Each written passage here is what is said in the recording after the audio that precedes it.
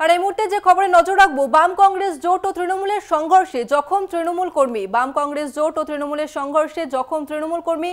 বোমার আঘাতে জখম হয়েছেন এক সাধারণ মানুষও। মুর্শিদাবাদের রানীনগরের ডেপুটি পাড়ার ঘটনা, আহত দুজন। মুর্শিদাবাদ মেডিকেল কলেজ হাসপাতালে ভর্তি। ঘটনা তদন্তে রানীনগর থানার পুলিশ। বাম কংগ্রেস জোট ও তৃণমূলের সংঘর্ষে আহত হয়েছেন এক তৃণমূল কর্মী এবং পাশাপাশি আহত হয়েছে এক সাধারণ মানুষও। রানীনগরের ডেপুটি পাড়ার ঘটনা, আহত দুজন এবং মুর্শিদাবাদ মেডিকেল কলেজ হাসপাতালে ভর্তি করা হয়েছে আহত দুজনকে। ঘটনা তদন্তে রানীনগর থানার পুলিশ।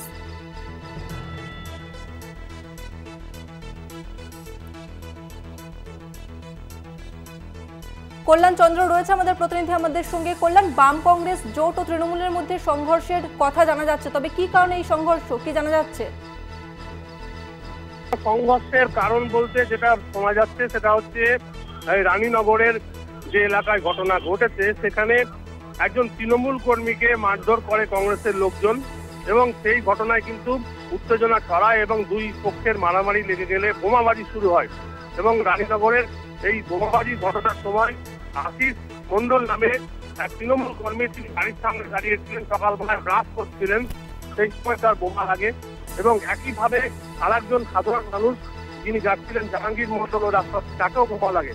যার ফলে আশিস মন্ডল এবং জাহাঙ্গীর মন্ডল গুরুতর আহত অবস্থায় তাদেরকে মুর্শিদাবাদ মেডিকেল কলেজ হাসপাতালে ভর্তি করা হয়েছে।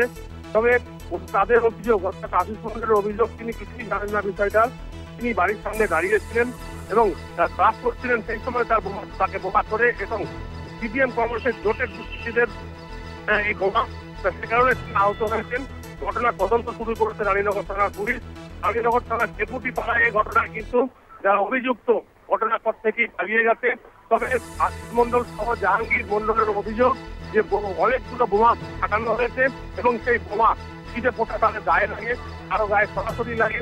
হঠাৎ করে বোমা ফাটি কেন হলো একজন তৃণমূল কর্মীকে মারধরের ঘটনায়, সেই ঘটনায় কিন্তু তারা বোমা কোথা থেকে এলো কি জানা যাচ্ছে? দেখো, বোমা যেটা হচ্ছে সিপিএম কংগ্রেসের জোটে যে দুষ্কৃতীরা যারা বোমা তুলেছে সেই অভিযোগটাই করছে আশিস মন্ডল তৃণমূল কর্মী।